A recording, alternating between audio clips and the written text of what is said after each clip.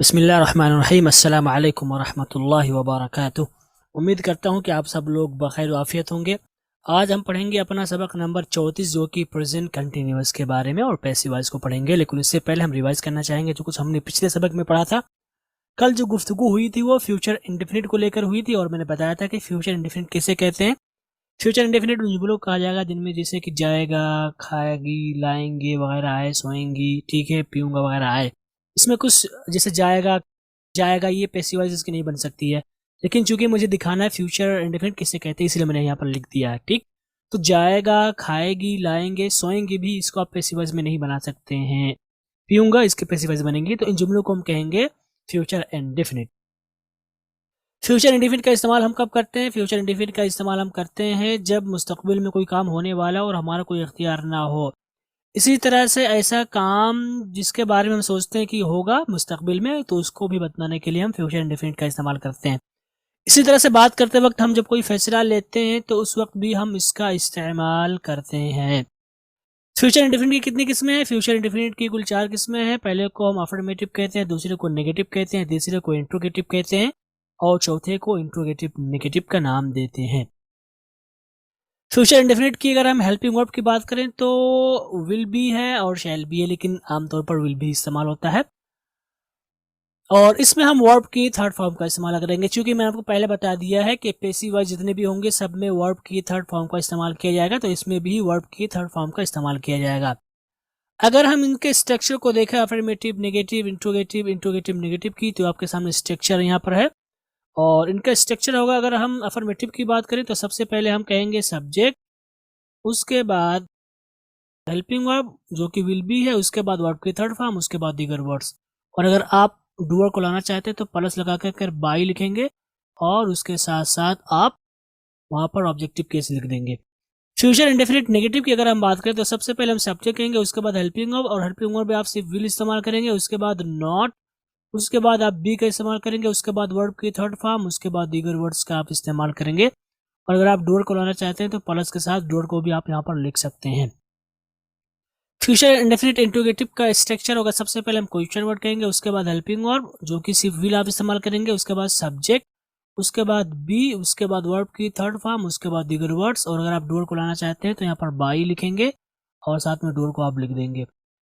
Future indefinite interrogative negative का structure होगा, सबसे पहले क्वेश्चन वर्ड, उसके बाद हेल्पिंग वर्ब जो कि सिर्फ विल होगा, उसके बाद सब्जेक्ट, उसके बाद नॉट, उसके बाद बी, उसके बाद वर्ब की थर्ड फॉर्म, उसके बाद दीगर वर्ड्स का इस्तेमाल करेंगे। अगर आप डूअर को लाना चाहते हैं तो यहाँ पर आप बाय लिखेंगे, उसके बाद आप साथ में डूअर को भी लिख देंगे। तो ये आपके पूरे स्ट्रक्चर हैं फ्यूचर इंडेफिनिट के। और यहाँ पर क्वेश्चन वर्ड वाले में आपको ध्यान देना है कि अगर आपका कोई जुमला लफ्ज़ क्या से स्टार्ट हो जाए उर्दू में, तो आप सिर्फ अपने जुमले को विल से स्टार्ट करेंगे। फ्यूचर की अगर बात करें तो इसी तरह से फ्यूचर इंडेफिनिट इंट्रोगेटिव नेगेटिव को भी आप विल से ही स्टार्ट करेंगे अगर लफ्ज़ क्या से आपका कोई जुमला शुरू हो जाता है। तो इस चीज़ का आपको ख्याल रखना है। तो ये सारी बातें थी ग्रामर से मुतालिक, जो कुछ हमने सीखा था कल ये है। आगे हम चल रहे हैं और हम एक्सरसाइज करेंगे, और इसमें से हमारे सबसे पहला जो जुज है, जो हिस्सा, वो वोकैबुलरी अल्फाज व मानी है। और इसमें से है वैक्सीनेटर, टीका लगाने वाला, वेटरनरी डॉक्टर, मवेशियों का डॉक्टर, वेटर, वेटर या खाना खिलाने वाला, वॉशरमैन, वॉशरमैन या धोबी, वॉचमेकर, घड़ी बनाने वाला, वॉचमैन, चौकीदार, वाटरमैन, पानी वाला, वीवर, जोलाहा, वेल्डर, वेल्डर, राइटर, मुअल्लिफ। और यहाँ पर हमारा ये हिस्सा खत्म हुआ प्रोफेशन वाला। हम इंशाल्लाह आज नया कुछ सीखेंगे। आगे चलते हैं और अल्फाजो मानी लेते हैं। फ़आल यानी फेल से मुतालिक, जिसको आप वर्ब कहते हैं। नैप, नैप्ड, नैप्ड, झपकी लेना, नीड, नीडेड, नीडेड, ज़रूरत होना, नेगलेक्ट, नेगलेक्टेड, नेगलेक्टेड, नज़रअंदाज करना, नेगोशिएट, नेगोशिएटेड, नेगोशिएटेड, गुफ्तगू करना, नोटिस, नोटिस्ड, नोटिस्ड, सोचना, ओबे, ओबेड, obeyed, फरमाबरदारी करना, object, objected, objected, एतराज करना, offer, offered, offered, पेश करना, open, opened, opened, खोलना, order, ordered, ordered, हुक्म देना या ऑर्डर करना। आगे चलते हैं, रोजाना इस्तेमाल होने वाले जुमलों की प्रैक्टिस करते हैं। सबसे पहले है there is no way out of difficulty, तो हम कहेंगे मुसीबत से निकलने का कोई रास्ता नहीं है। देयर इज नथिंग टू से, कहने को कुछ नहीं है। There is some mystery here, इसमें भी कुछ है। There is someone to see you, आपसे कोई मिलने आया है। देयर इजंट मच टू से, कहने को ज्यादा कुछ नहीं है। आगे चलते हैं, सोच समझ कर बोलो, थिंक बिफोर यू स्पीक, ये किताब इस मजमून से मुताल्लिक नहीं है। This book does not deal with this subject, ये आपको खतरे में डाल सकता है। This can put you at risk, ये एक शरीफ आदमी का काम है।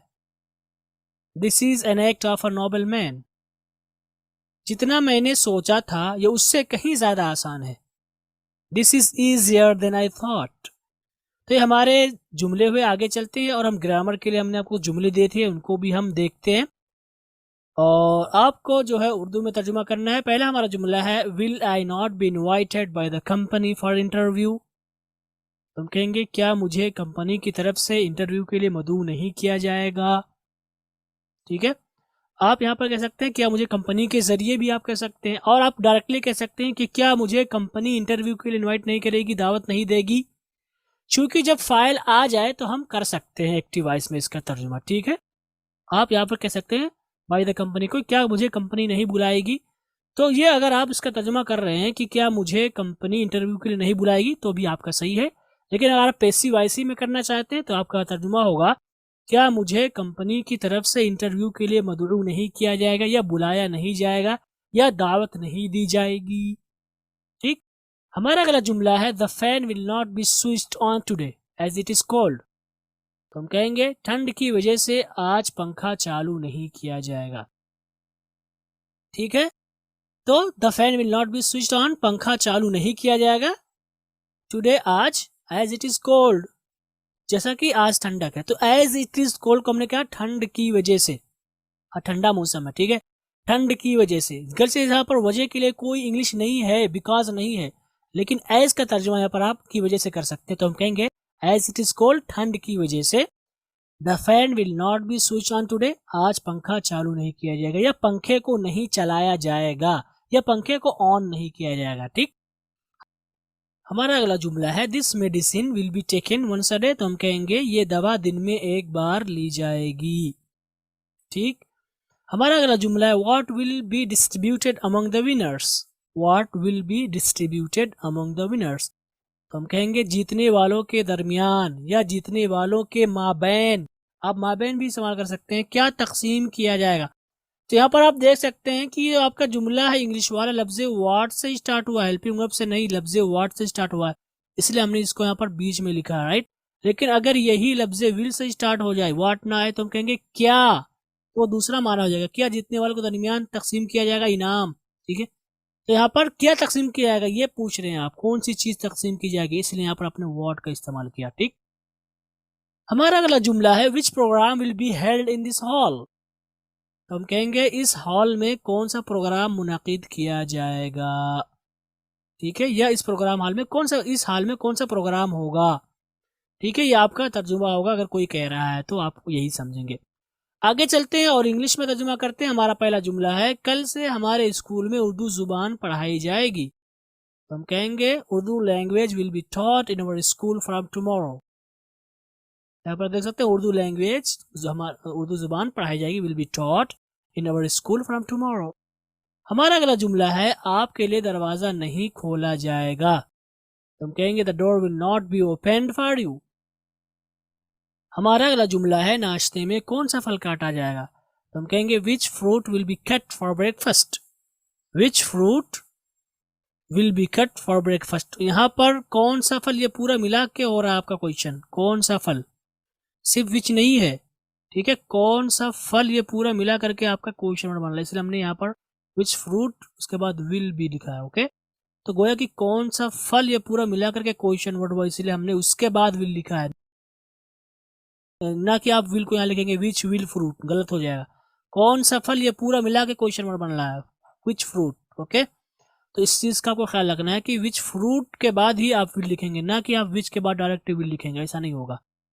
हमारा अगला जुमला है, क्या इन सब्जियों को नहीं धोया जाएगा? तुम कहेंगे will these vegetables not be washed, will these vegetables not be washed. ठीक, हमारा अगला जुमला है, असाइनमेंट कब जमा किए जाएंगे? तुम कहेंगे when will assignments be submitted, when will assignments be submitted, कि असाइनमेंट को कब जमा किया जाएगा। तो ये हमारे जुमले हुए उर्दू से इंग्लिश में। आगे चलते हैं और हम एक्टिव वॉइस से पैसिव वॉइस की भी प्रैक्टिस करते हैं। और हमारा पहला जुमला है, we will not write dictation today. तो यहाँ पर डिक्टेशन ये आपका ऑब्जेक्ट बन रहा है और वी यहाँ पर सब्जेक्ट बन रहा है। इसको अगर हम पैसिव वॉइस में तब्दील करें तो हम कहेंगे dictation will not be written by us today. तो मैंने आपको बताया कि जो भी ऑब्जेक्ट होगा एक्टिव वॉइस का, वो पैसिव वॉइस में जाकर के सब्जेक्ट बन जाएगा, और जो सब्जेक्ट होगा उसको हम ऑब्जेक्टिव केस में लिखेंगे बाय के साथ। यहाँ पर देख सकते हैं वी का ऑब्जेक्ट क्या आएगा, अस आएगा। तो हमारा जुमला क्या बनेगा, dictation will not be written by us today. हमारा अगला जुमला है, he will not turn the light off, he will not turn the light off. तो हम कहेंगे the light will not be turned off by him. हमारा अगला जुमला है, will they sell their car this month. तो हम कहेंगे will their car be sold by them this month, will their car be sold by them this month. हमारा अगला जुमला है, Shaima will not wash dishes as she is not feeling well. तो हम कहेंगे dishes will not be washed by Shaima as she is not feeling well. हमारा अगला जुमला है, why will she not buy this clothes, या why will she not buy these clothes. तो हम कहेंगे why will these clothes not be bought by her. हमारा अगला जुमला है, Munawwar will not watch the match today. तो हम कहेंगे the match will not be watched by Munawwar today. तो ये सारे के सारे हमारे होमवर्क हुए और उम्मीद करता हूँ कि आपने इसी के हिसाब से किया होगा। अब हम आगे चलते हैं, अपना लेसन नंबर 34 पढ़ते हैं, जो कि है प्रेजेंट कंटिन्यूअस के बारे में। इसके पैसिव वॉइस को हम पढ़ेंगे, लेकिन उससे पहले हम एक छोटा सा ब्रेक लेते हैं ताकि हम फ्रेश हो जाए, फिर इंशाल्लाह हम शुरू करते हैं।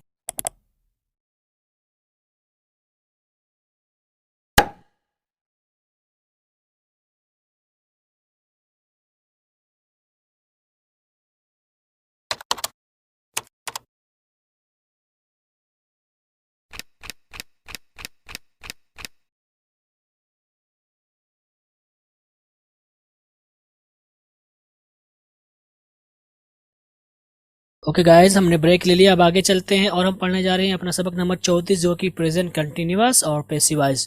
प्रेजेंट कंटिन्यूअस के बारे में पढ़ेंगे। प्रेजेंट कंटिन्यूअस किसे कहते हैं? प्रेजेंट कंटिन्यूअस उन जुमलों का आ जाता है जिनके आखिर में रहा है, रही है, रहे हैं, रही हूँ वगैरह है, उनको बोलेंगे प्रेजेंट कंटिन्यूअस। मिसाल के तौर पर आप कहेंगे आम खाया जा रहा है, एक मिसाल है, आप कुछ भी ला सकते हैं, अभी आम खाया जा रहा मत जाओ, या अभी जो कुछ आप कहना चाहे कह सकते हैं, बस दिखाना मकसूद है मुझे। आप कहेंगे तुम्हारा नाम स्टेज पर पुकारा जा रहा है, तुम क्या कर रहे हो यहाँ, जाओ जल्दी से स्टेज पे जाओ, वहां पे तुम्हारा नाम पुकारा जा, तुम्हें बुलाया जा रहा है, राइट। तो मिसालें हैं प्रेजेंट कंटिन्यूअस की। प्रेजेंट कंटिन्यूअस का इस्तेमाल हम कब करते हैं? प्रेजेंट कंटिन्यूअस का इस्तेमाल हम करते हैं जब बात करते वक्त कोई काम हो रहा हो। ठीक है, अभी मैं पढ़ा रहा हूँ तो मैं कहूँगा मैं पढ़ा रहा हूँ। इसी तरह से कोई आर्जी काम बताने के लिए जो आप कर रहे हैं लेकिन बात करते वक्त आप नहीं कर रहे हैं, जैसे कि मिसाल के तौर पर आप किताब का मुताला कर रहे हैं और मैं आपसे पूछूं क्या कर रहे हो आजकल, तो आप कहेंगे किताब पढ़ रहा हूँ आजकल, ये किताब पढ़ रहा हूँ। तो आप उस वक्त नहीं कर रहे थे लेकिन वो काम आर्जी तौर पर चल रहा है।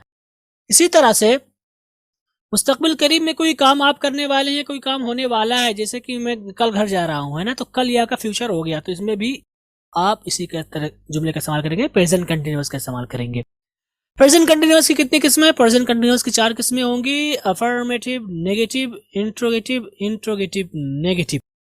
ठीक है। प्रेजेंट कंटिन्यूअस के अगर हम हेल्पिंग वर्ब की बात करें पैसिव वॉइस में, तो इसका helping verb is being, are being, am being है।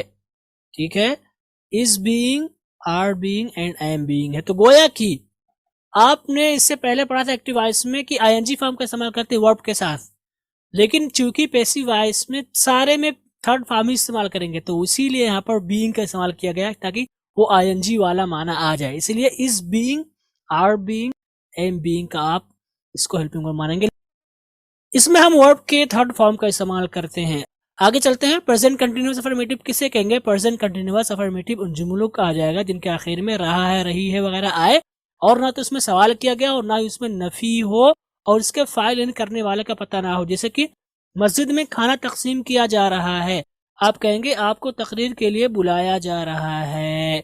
ठीक है, तो यहाँ पर आप देख सकते हैं जा रहा है वगैरह आया हुआ है और इसमें ना तो सवाल किया गया और ना ही इसमें नफी है, तो इसलिए हम इसको कहेंगे प्रेजेंट कंटिन्यूअस अफर्मेटिव। अगर हम इसके स्ट्रक्चर की बात करें तो इसका स्ट्रक्चर होगा, सबसे पहले हम कहेंगे सब्जेक्ट, उसके बाद helping verb, helping verb is are am का इस्तेमाल करेंगे, उसके बाद बीइंग, उसके बाद वर्ब की थर्ड फॉर्म और उसके बाद दीगर वर्ड्स का इस्तेमाल करेंगे। तो हमारा होगा बगैर करने वाले को जाहिर किए। मिसाल के तौर पर आप कहेंगे मस्जिद में खाना तकसीम किया जा रहा है, तो आप देख सकते हैं foods are being distributed in the mosque. आपको तकरीर के लिए बुलाया जा रहा है, तो आप कहेंगे you are being invited for speech और you are being called, called भी ला सकते हैं, you are being called for speech. तो यहाँ पर आप देख सकते हैं structure subject, helping verb is are am, उसके बाद बीइंग, वर्ब की थर्ड फॉर्म, उसके बाद दीगर वर्ड्स। ठीक, तो यहाँ पर आप देख सकते हैं ये वाले जुमले में खाना तकसीम के खाने के बारे में बात हो, इसलिए हमने सब्जेक्ट लिखा फूड, फूड, और यहाँ पर आपको बुलाया जा रहा है तो यहाँ पर यू हो गया। ठीक, आर आर, चूंकि यहाँ पर फूड्स था इसलिए हमने आर लिखा है और यू इसके साथ हम आर इस्तेमाल करते हैं इसलिए हमने आर का इस्तेमाल किया। उसके बाद बीइंग का हमने इस्तेमाल किया और यहाँ पर वर्ब के थर्ड फॉर्म का इस्तेमाल किया, उसके बाद दीगर वर्ड्स को हमने यहाँ पर लिख दिया। तो ये हमारी मिसाल है किसकी? प्रेजेंट कंटिन्यूअस अफर्मेटिव की, जब आप करने वाले को नहीं जाहिर करना चाह रहे हैं। लेकिन अगर आप करने वाले को जाहिर करना चाह रहे हैं तो इसका स्ट्रक्चर होगा, सबसे पहले हम कहेंगे सब्जेक्ट, उसके बाद helping verb is are am, उसके बाद बीइंग इस्तेमाल करेंगे, उसके बाद वर्ब के थर्ड फॉर्म, उसके बाद आप बाई का इस्तेमाल कर देंगे और आप डूअर को लाएंगे लेकिन ऑब्जेक्टिव केस में लाएंगे और उसके बाद आप दीगर वर्ड्स का इस्तेमाल करेंगे। तो ये हमारा स्ट्रक्चर बनेगा present continuous affirmative with doer का। अगर हम इसकी मिसाल देखें तो इसकी मिसाल आप देख सकते हैं, यहाँ पर मिसाल के तौर पर है अहमद खाना खा रहा है, तो एक्टिव वॉइस में कैसे कहेंगे? अहमद इज टेकिंग फूड या अहमद इज ईटिंग फूड। और पैसिव वॉइस में क्या हो जाएगा? Food is being taken by Ahmad, food is being taken by Ahmad. इसी तरह से मैं खतूत लिख रहा हूं तो आप कहेंगे I am writing letters, active voice में। पैसिव वॉइस में क्या हो जाएगा? Letters are being written by me, letters are being written by me, ये पैसिव वॉइस बन जाएगा। यहाँ पर मैंने मी कर दिया है क्योंकि ये आई का ऑब्जेक्ट मी ही आएगा। अगर इसको स्ट्रक्चर में देखेंगे तो आप कहेंगे subject, helping verb is are am, उसके बाद बीइंग, उसके बाद वर्ब के थर्ड फॉर्म, उसके बाद बाय, उसके बाद ऑब्जेक्टिव केस का इस्तेमाल करेंगे। तो ये सब्जेक्ट को हमने सब्जेक्ट पे लिखा है, उसके बाद हमने हेल्पिंग वर्ब को लिखा इस आर को, उसके बाद बीइंग को हमने लिखा, उसके बाद वर्ब के थर्ड फॉर्म का हमने इस्तेमाल किया, उसके बाद बाई का इस्तेमाल किया, उसके बाद हमने ऑब्जेक्ट का, यानी यहाँ ऑब्जेक्टिव केस का मतलब डूअर यानी करने वाले के ऑब्जेक्टिव केस का हमने इस्तेमाल किया है। तो ये हमारा पूरा खाका और ये हमारी पूरी मिसालें में किसकी? प्रेजेंट इंडेफिनिट अफर्मेटिव की, जो कि डूअर के साथ है।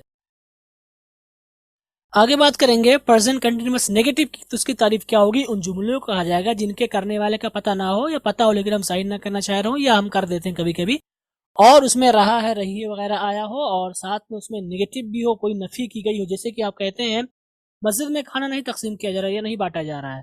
ठीक है, आप कहते हैं आपको तकरीर के लिए नहीं बुलाया जा रहा है बल्कि किसी और को बुलाया जा रहा है या किसी और काम के लिए बुलाया जाता है, तकरीर के लिए नहीं। कुछ भी मिसाल आप ला सकते हैं। तो यहाँ पर देख सकते हैं जा रहा है वगैरह आया हुआ है और इसमें नहीं आया हुआ, तो इसको बोलेंगे प्रेजेंट कंटिन्यूअस नेगेटिव। अगर हम इसके स्ट्रक्चर की बात करें तो सबसे पहले हम कहेंगे सब्जेक्ट, उसके बाद helping verb is are am कोई एक, उसके बाद नॉट, उसके बाद बीइंग। यहाँ पर देख सकते हैं मैंने जो आपको फार्मूला बताया था कि जब हेल्पिंग वर्ब दो या दो से ज्यादा हिस्से पर शामिल हो तो हम पहले वाले के बाद नॉट को लाएंगे और बाकी हिस्से को उसके बाद लिखेंगे, यानी वर्ब के पहले। उसके बाद आप देख सकते हैं वर्ब के थर्ड फॉर्म का हमने इस्तेमाल किया, उसके बाद दीगर वर्ड्स का हमने इस्तेमाल किया। तो ये स्ट्रक्चर किसके बारे में? प्रेजेंट कंटिन्यूअस नेगेटिव की। अगर हम इसकी मिसालें देखें तो हम कहेंगे मस्जिद में खाना नहीं तकसीम किया जा रहा, तो हम कहेंगे foods are not being distributed in the mosque. आपको तकरीर के लिए नहीं बुलाया जा रहा, तो हम कहेंगे you are not being invited for speech. Structure में देखेंगे सब्जेक्ट को हमने सब्जेक्ट की जगह पे लिखा, फूड्स यू, हेल्पिंग वर्ब को हमने हेल्पिंग वर्ब की जगह पे लिखा आर, उसके बाद हमने नॉट को लिखा है, उसके बाद हमने बीइंग को लिखा है, उसके बाद हमने वर्ब के थर्ड फॉर्म को लिखा है, और उसके बाद हमने दीगर वर्ड्स को लिखा है। तो ये हमारी पूरी मिसाल है, ये स्ट्रक्चर हुई किसके, प्रेजेंट कंटिन्यूअस नेगेटिव के, जब आप डूअर यानी करने वाले को नहीं जाहिर करना चाह रहे हैं। लेकिन अगर आप इसके करने वाले को जाहिर करना चाह रहे हैं, खास तौर पर जब एक्टिव वॉइस को पैसिव वॉइस में बदलना, तो उसका स्ट्रक्चर होगा सबसे पहले सब्जेक्ट, उसके बाद हेल्पिंग वर्ब, इसमें इज आर एम, उसके बाद नॉट, उसके बाद बीइंग, उसके बाद वर्ब के थर्ड फॉर्म, उसके बाद बाई, उसके बाद डूअर को लिखेंगे, उसके ऑब्जेक्टिव केस को लिखेंगे। तो यहाँ पर ये स्ट्रक्चर बनेगा प्रेजेंट कंटिन्यूअस नेगेटिव का। अगर हम इसकी मिसाल देखें तो इसकी मिसाल होगी, आप कहेंगे अहमद खाना नहीं खा रहा है, तो ये एक्टिव वॉइस में बनेगा Ahmad is not taking food या ईटिंग फूड। पैसिव वॉइस में इसको चेंज करेंगे तो कैसे बनेगा, food is not being taken by Ahmad या food is not being eaten by Ahmad. मैं खतूत नहीं लिख रहा हूं, तो हम कहेंगे I am not writing letters. Passive voice में क्या बन जाएगा, letters are not being written by me. Structure के नाही में देखेंगे तो subject, helping verb, not, being, verb की third form, by, objective case. यहाँ पर आप देख सकते हैं सब्जेक्ट को हमने सब्जेक्ट की जगह पे लिखा है, हेल्पिंग वर्ब को हमने हेल्पिंग वर्ब की जगह पे लिखा है, नॉट को हमने नॉट की जगह पे लिखा है, बीइंग को हमने यहाँ पर लिख दिया है, वर्ब के थर्ड फॉर्म को हमने यहाँ पर लिख दिया है, उसके बाद हमने बाई को लिखा, उसके बाद हमने ऑब्जेक्टिव केस को लिखा है। और यहाँ पर हमने इस इस्तेमाल किया चूंकि फूड था सिंगुलर, अगर आप यहाँ पर फूड्स कर देंगे तो आर हो जाएगा, क्योंकि लेटर से प्लूरल था इसलिए हमने आर का इस्तेमाल किया। ठीक है, अगर हम बात करें प्रेजेंट कंटिन्यूअस इंट्रोगेटिव की, प्रेजेंट कंटिन्यूअस इंट्रोगेटिव किन जुमलों को कहा जाएगा, उन जुमलों को कहा जाएगा जिनमें एक सवाल किया गया और साथ में रहा है, रही वगैरह आया हुआ। जैसे कि आप कहेंगे क्या उन लोगों को पार्टी में बुलाया जा रहा है, आप कहेंगे क्या मस्जिद में दर्स दिया जा रहा है। तो यहाँ पर आप देख सकते हैं सवाल किया गया और इसमें रहा है वगैरह आया हुआ, तो उसको बोलेंगे प्रेजेंट कंटिन्यूअस इंट्रोगेटिव। अगर हम इसके स्ट्रक्चर की बात करें तो इसका स्ट्रक्चर होगा, सबसे पहले हम क्वेश्चन वर्ड कहेंगे, उसके बाद हेल्पिंग वर्ब, इसमें इज आर एम, उसके बाद सब्जेक्ट, उसके बाद बीइंग, उसके बाद वर्ब की थर्ड फॉर्म, उसके बाद दीगर वर्ड्स का आप इस्तेमाल करेंगे। तो स्ट्रक्चर होगा प्रेजेंट कंटिन्यूअस इंट्रोगेटिव का। अगर हम इसकी मिसाल देखें तो इसकी मिसाल होगी क्या उन लोगों को पार्टी में बुलाया जा रहा है, तो हम कहेंगे are they being invited to the party. क्या मस्जिद में दर्स दिया जा रहा है, तो हम कहेंगे is preach being given in the mosque. अगर आप इसको स्ट्रक्चर में देखेंगे तो question word, helping verb, is are am, subject, उसके बाद बीइंग। आप डायरेक्टली जो है हेल्पिंग वर्ब में बीइंग को यहाँ पर नहीं जोड़ेंगे, सब्जेक्ट के बाद लिखेंगे यानी वर्ब के पहले, उसके बाद हमने वर्ब के थर्ड फॉर्म लिखेंगे, उसके बाद दीगर वर्ड्स। आप देख सकते हैं चूंकि ये जुमले दोनों लफ्जे क्या से शुरू हो रहे थे इसलिए हमने हेल्पिंग वर्ब से स्टार्ट किया, आर और इस से। उसके बाद हमने सब्जेक्ट को लिखा है, इसके बारे में बात की जा रही है, उसके बाद बीइंग का हमने इस्तेमाल किया, उसके बाद हमने वर्ब के थर्ड फॉर्म का इस्तेमाल किया, उसके बाद दीगर वर्ड्स का इस्तेमाल किया चूंकि यहाँ पर पाए गए थे। तो हमारा स्ट्रक्चर हुआ प्रेजेंट कंटिन्यूअस इंट्रोगेटिव का, बगैर फाइल को जाहिर किए, फाइल को यानी डूअर को जाहिर किए बगैर। लेकिन अगर डूअर को यानी करने वाले को लाना चाह रहे हैं, बतलाना चाह रहे हैं, तो उसका स्ट्रक्चर होगा सबसे पहले क्वेश्चन वर्ड, उसके बाद हेल्पिंग और इसमें is are am, subject, being, verb के थर्ड फॉर्म, उसके बाद बाई, और डूअर यानी करने वाले के ऑब्जेक्टिव केस को यहाँ पर लिखेंगे। तो स्ट्रक्चर आपके सामने आ जाएगा प्रेजेंट कंटिन्यूअस इंट्रोगेटिव का। अगर इसकी मिसाल देखें तो इसकी मिसाल आपके सामने है, अहमद खाना किधर खा रहा है, यानी कहाँ खा रहा है, कहाँ बैठ के खा रहा है, ये मतलब हुआ। तो कहेंगे where is Ahmad taking food या ईटिंग फूड। पैसिव वॉइस बनेगी where is food being taken by Ahmad.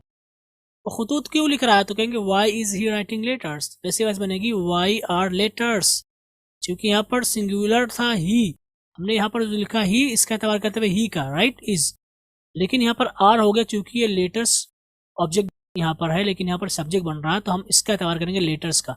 Doer का एतबार करते हुए आप हेल्पिंग वर्ब नहीं लाएंगे बल्कि सब्जेक्ट का एतबार करते हुए लाएंगे हमेशा। कहेंगे why are letters being written by him, क्योंकि यहाँ पर हमने हिम लिखा क्योंकि यहाँ पर ही था और ही का ऑब्जेक्टिव केस हिम आता है। अगर आप इसको स्ट्रक्चर में देखेंगे तो क्वेश्चन वर्ड को हमने क्वेश्चन वर्ड की जगह पे लिखा, उसके बाद इज आर को हेल्पिंग वर्ब की जगह पे लिखा, उसके बाद सब्जेक्ट को हमने लिखा, उसके बाद हमने बीइंग को लिखा है, उसके बाद वर्ब के थर्ड फॉर्म को लिखा है, उसके बाद बाई का हमने इस्तेमाल किया, उसके बाद हमने ऑब्जेक्टिव केस का इस्तेमाल किया। तो हमारे स्ट्रक्चर हुए प्रेजेंट कंटिन्यूअस इंट्रोगेटिव का डूअर के साथ। अगर हम आगे बात करें प्रेजेंट कंटिन्यूअस इंट्रोगेटिव नेगेटिव की, तो उसकी तारीफ क्या होगी, उन जुमलों का आ जाएगा जिनमें नहीं हो और सवाल भी किया गया और साथ में रहा है वगैरह आया हो। मिसाल के तौर पर आप देख सकते हैं मेरे कपड़े क्यों नहीं सिले जा रहे हैं। आप देख सकते हैं क्या इस प्रोग्राम में शिरकत के लिए तुम्हें नहीं बुलाया जा रहा है, तो आप देख सकते हैं नहीं भी है दोनों में, और इसमें सवाल भी किया गया है क्यों और क्या, और यहाँ पर रहे हैं वगैरह आया हुआ है, तो इसको बोलेंगे प्रेजेंट कंटिन्यूअस इंट्रोगेटिव नेगेटिव। और यहाँ पर देख सकते हैं आप यहाँ पर डूअर यानी करने यानी जाहिर नहीं है सब्जेक्ट यानी करने वाला डूअर, तो इसको हम पैसिव वॉइस कहेंगे। इसका स्ट्रक्चर अगर हम देखें तो इसका स्ट्रक्चर को सबसे पहले हम क्वेश्चन वर्ड कहेंगे, उसके बाद helping verb is are am, उसके बाद सब्जेक्ट, उसके बाद नॉट, उसके बाद बीइंग, उसके बाद वर्ब की थर्ड फॉर्म, उसके बाद दीगर वर्ड्स का आप इस्तेमाल करेंगे। तो स्ट्रक्चर है प्रेजेंट कंटिन्यूअस इंट्रोगेटिव नेगेटिव का। अगर हम इसकी मिसाल देखें तो इसकी मिसाल आपके सामने है, मेरे कपड़े क्यों नहीं सिले जा रहे हैं। तो आप कैसे कहेंगे, आप कहेंगे why is my suit not being sewed. यहाँ पर कपड़े का मतलब क्लॉथ भी आप कह सकते हैं। अगर आप सूट को जमा के माने में लेते हैं तो सूट्स हो जाएगा, लेकिन इसका माना यहाँ पर बनेगा वाई आर माई सूट्स। लेकिन सूट चूंकि दोनों माने में ले सकते हैं आप, सूट चूंकि पूरा कंप्लीट होता है इसलिए मैंने सिंगुलर लिखा है, why is my suit not being sewed. क्या इस प्रोग्राम में शिरकत के लिए तुम्हें नहीं बुलाया जा रहा? तो हम कहेंगे are you not being invited in this programme for participation या टू पार्टिसिपेट। तो यहाँ पर देख सकते हैं हमने वही चीज लिखा, structure question word helping verb is are am, subject not being, verb की थर्ड फॉर्म, दीगर वर्ड्स। तो वहां पर वाई क्वेश्चन वर्ड था, इज यहाँ पर, उसके बाद सब्जेक्ट माई सूट, उसके बाद नॉट, उसके बाद बीइंग, उसके बाद वर्ब की थर्ड फॉर्म। चूंकि इसमें दीगर वर्ड्स नहीं थे इसलिए हमने नहीं लिखा, और चूंकि यह जुमला लफ्ज से कैसे शुरू हो रहा है इसलिए हमने डायरेक्टली हेल्पिंग वर्ब से स्टार्ट किया, are you not being invited in this programme for participation. यहाँ पर आप चीज को आपको जो ध्यान देना है वो ये है कि आप हेल्पिंग वर्ब के पहले हिस्से को लिखेंगे, उसके बाद सब्जेक्ट लिखेंगे, उसके बाद नॉट, और जो बकिया हिस्सा है उसको वर्ब से पहले लिखेंगे। बकिया हिस्से को हेल्पिंग वर्ब के वर्ब से पहले लिखेंगे, जैसे कि आप यहाँ पर देख सकते हैं हमने इनको इसी के हिसाब से लिखा है। तो हमारे स्ट्रक्चर हुए प्रेजेंट कंटिन्यूअस इंट्रोगेटिव नेगेटिव के बगैर डूअर को जाहिर किए हुए। लेकिन अगर आप इसके करने वाले को जाहिर करना चाह रहे हैं तो वही स्ट्रक्चर होगा, सबसे पहले क्वेश्चन वर्ड, उसके बाद helping verb is are am, उसके बाद सब्जेक्ट, उसके बाद नॉट, उसके बाद बीइंग, उसके बाद वर्ब की थर्ड फॉर्म, उसके बाद बाय, उसके बाद ऑब्जेक्टिव केस को आप यहाँ पर लिखेंगे। अगर हम इसकी मिसाल देखें तो इसकी मिसाल होगी वो आज खाना क्यों नहीं खा रही है। तो आप कैसे कहेंगे, आप कहेंगे why is she not taking food today या ईटिंग फूड टुडे। इसी वजह क्या बनेगी, why is food not being taken या ईटन बाय हर टुडे। तुम खुतूत क्यों नहीं लिख रहे हो। तो कहेंगे you why are you not writing letters. इसका अगर पैसिव वॉइस बनाना चाह रहे हैं तो इसका पैसिव वॉइस होगा why are letters not being written by you. इसको स्ट्रक्चर का नए से देखेंगे तो question word helping verb is are am, subject not being, verb की third form by, objective case. यहाँ पर आप देख सकते हैं हमने क्वेश्चन की जगह पे लिखा है, इज आर को यहाँ पर हेल्पिंग वर्ब की जगह पे लिखा है, और सब्जेक्ट को हमने सब्जेक्ट की जगह पे लिखा है, उसके बाद हमने नॉट को लिखा है, उसके बाद हमने बीइंग को लिखा है, उसके बाद वर्ब के थर्ड फॉर्म को लिखा है, उसके बाद बाय को लिखा है, और उसके बाद ऑब्जेक्टिव केस को यानी डूअर को हमने यहाँ पर लिख दिया है। और चूंकि शी का हर आता है और यू का यू ही आता है इसलिए यहाँ पर आपको लिखा हुआ मिल गया। ये सारी बातें हैं प्रेजेंट कंटिन्यूअस इंट्रोगेटिव नेगेटिव को लेकर के डूअर के साथ। तो आज की हमारी गुफ्तगू ग्रामर से मुताल्लिक यहाँ पर खत्म हुई। आज हमने क्या सीखा, आज हमने प्रेजेंट कंटिन्यूअस के बारे में बात की, और मैंने बताया प्रेजेंट कंटिन्यूअस किसे कहते हैं। प्रेजेंट कंटिन्यूअस उन जुमलों को आ जाता है जिनके आखिर में रहा है, रही है, रहे हैं, रही है वगैरह आए। और इनका इस्तेमाल हम कब करते हैं, इनका इस्तेमाल हम करते हैं जब हम बात कर रहे हो और उस वक्त कोई काम कर रहे हो तो उसको बताने के लिए। इसी तरह से कोई हम काम कर रहे थे लेकिन उस वक्त तो नहीं कर रहे हैं लेकिन कर रहे हैं, उसको बताने के लिए भी हम इसका इस्तेमाल करते हैं। इसी तरह से मुस्तकबिल करीब में कोई काम आप करने वाले हैं, करने जा रहे हैं, उसको भी बताने के लिए आप इसका इस्तेमाल करते हैं। अगर हम प्रेजेंट कंटिन्यूअस की किस्मों की बात करें तो इसकी कुल 4 किस्में होंगी, present continuous affirmative, present continuous negative, present continuous interrogative, present continuous interrogative negative. ठीक है, अगर हम इसका हेल्पिंग वर्ब की बात करें तो इसका हेल्पिंग वर्ब होगा इज बीइंग या आर बीइंग या एम बीइंग, जो कि अगर हम वर्ब की बात करें तो इसमें वर्ब की थर्ड फॉर्म का इस्तेमाल करते हैं। और ये आपके सामने स्ट्रक्चर है चारों किस्मों की। तो अगर आपका कोई जुमला पॉजिटिव है यानी अफर्मेटिव है, सवाल नहीं किया गया, ना ही नफी है, तो सबसे पहले आप सब्जेक्ट कहेंगे, उसके बाद हेल्पिंग वर्ब, इसमें इज आर एम का इस्तेमाल करेंगे, उसके बाद बीइंग, उसके बाद वर्ब की थर्ड फॉर्म, उसके बाद दीगर वर्ड्स। अगर नेगेटिव में है तो आप सबसे पहले सब्जेक्ट कहेंगे, उसके बाद हेल्पिंग वर्ब, इसमें इज आर एम, उसके बाद नॉट, उसके बाद बीइंग, उसके बाद वर्ब की थर्ड फॉर्म, उसके बाद दीगर वर्ड्स। अगर आपका इंट्रोगेटिव है तो आप सबसे पहले क्वेश्चन वर्ड कहेंगे, उसके बाद helping verb is are am, उसके बाद सब्जेक्ट, उसके बाद बीइंग, उसके बाद वर्ब की थर्ड फॉर्म, उसके बाद दीगर वर्ड्स। इस तरह से अगर आपका इंट्रोगेटिव नेगेटिव है तो सबसे पहले क्वेश्चन वर्ड, उसके बाद helping verb is are am, उसके बाद सब्जेक्ट, उसके बाद नॉट, उसके बाद बीइंग, उसके बाद वर्ब की थर्ड फॉर्म, उसके बाद दीगर वर्ड्स। और अगर आप डूअर को लाना चाह रहे हैं तो आप यहाँ पर बाई लिखेंगे आखिर में, और उसके बाद ऑब्जेक्टिव केस के साथ उसको लिख देंगे। आप अदर वर्ड्स को डूअर से पहले भी लिख सकते हैं और डूअर के बाद भी लिख सकते हैं, यानी जरूरत के एतबार से ये चीज बदलती रहेगी। ठीक, तो ये पूरा मिला करके हमने आज के सबक में सीखा। अब हम आगे चलते हैं इस सबक के दूसरे हिस्से की तरफ, लेकिन उससे पहले हम आपके सवालात लेते हैं।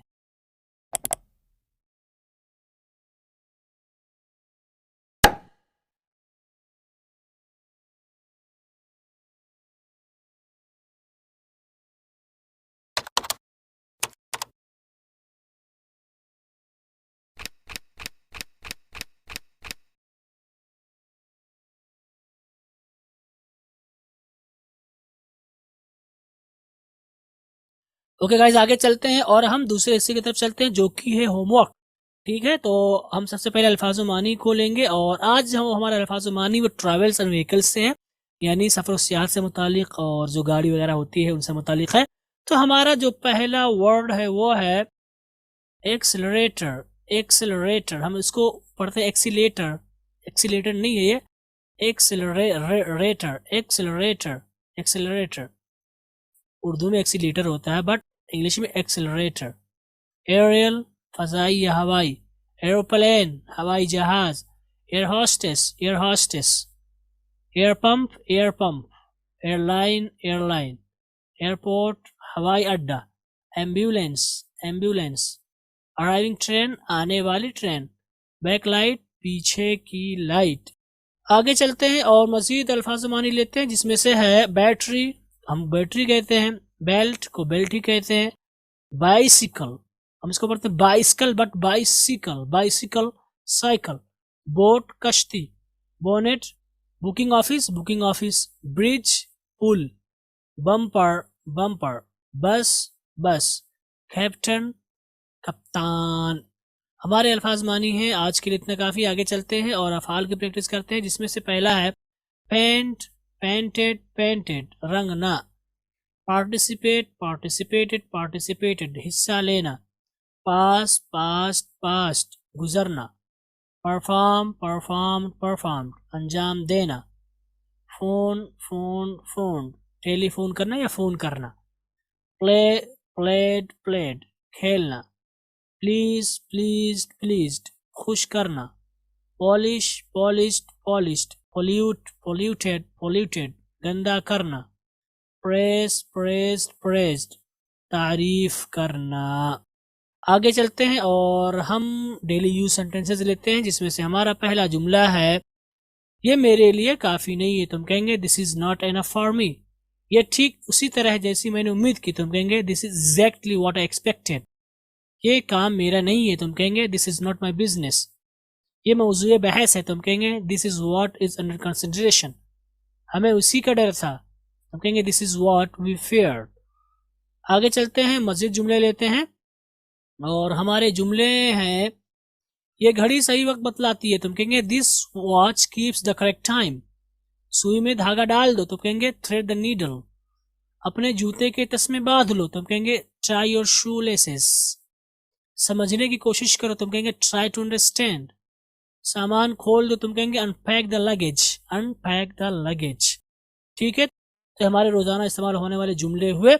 आगे चलते हैं और हम ग्रामर एक्सरसाइज करते हैं। चूंकि आज हमने प्रेजेंट कंटिन्यूअस के बारे में पढ़ा है तो जरूरी है कि हम कुछ जुमले लें और ये हमारे जुमले हैं। और इन जुमलों में जो है पहला जुमला है the new students are being trained. सारी बातें वाज़ेह हैं। Is the video being recorded. The FIFA World Cup is being watched widely का मतलब वसी पैमाने पर, बड़े पैमाने पे। Why are criminals not being put behind bars का मतलब जेल में डालना।